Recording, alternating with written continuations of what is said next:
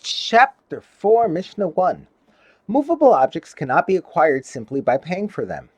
The sale of a movable object is not final until the buyer does some other act of kinyan to it, such as lifting it, hagbaha, or drawing it from where it is, meshicha.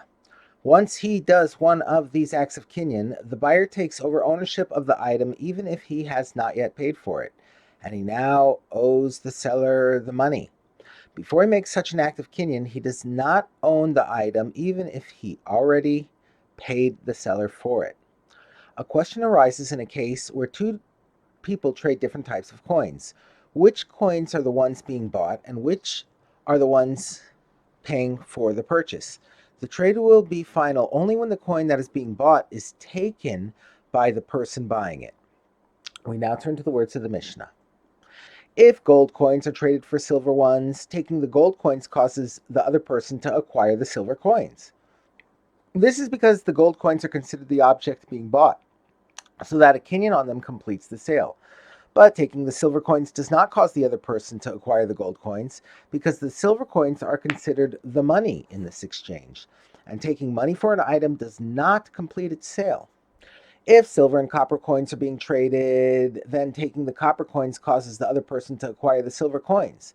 This is because the copper coins are considered the object being bought, so that a kinyan on them completes the sale. But taking the silver coins does not cause the other person to acquire the copper coins, because the silver coins are considered the money in this exchange. If coins that are still in use in that country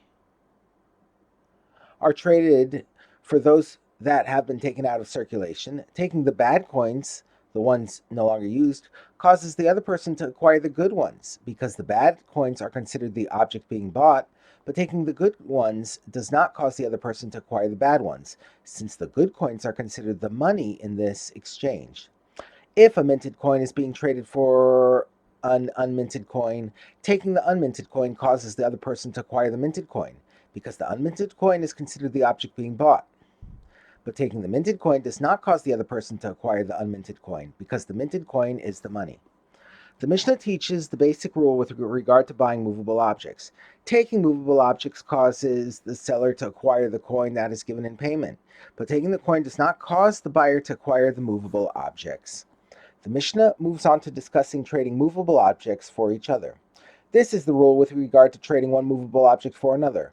All movable objects acquire one another. That is, as soon as one person takes one of the objects, the other person acquires the other object wherever it is, and the deal is final.